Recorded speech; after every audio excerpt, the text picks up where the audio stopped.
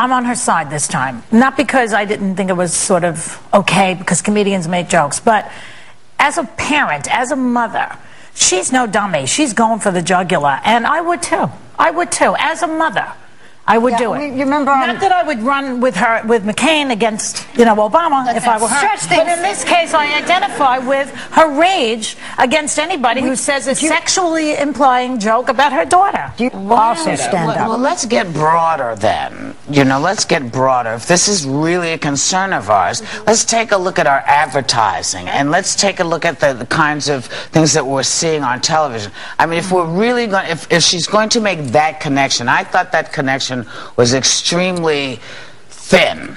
You know, I would have preferred that she said, you apologize to my daughter right now, because you had no business speaking about her for any reason. You don't know her, she's not your kid, apologize.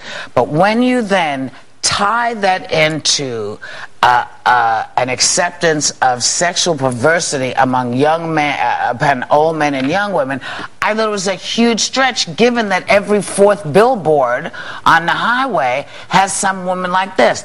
I guess it concerns me too. I get your point, Whoopi. I understand what you're saying, and I don't think that, you know, I don't think she was necessarily picking and choosing. I think what she's saying is we're seeing a lot of that, and that women are affected by that. We say we're affected by advertising. Young girls are affected by this, and I think to in any way enable someone to make these comments, and I don't think we have, thankfully, such as David Letterman's.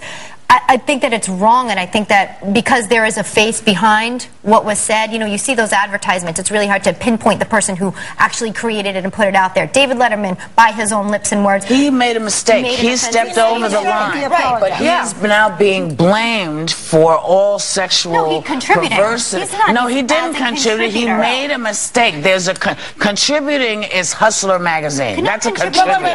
Contributing to the idea. There's a difference. But contributing to the notion that it's acceptable for people to go that far in demeaning women. But I think it contributes. What I'm saying, and I'll reiterate in a way, is like she's a mother who's upset and mad, so she's going to go for the jugular. Yes. She's going to go where it really will hurt him. That's all. That's what this is about. Demeaning women. It's not like it's an overall thing. I do. I think he's a social commentator, right?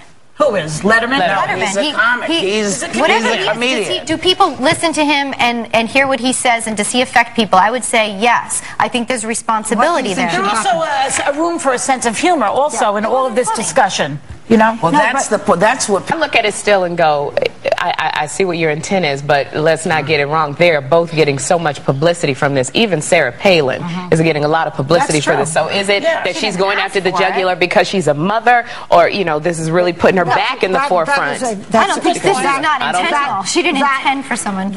Yes, I think she did.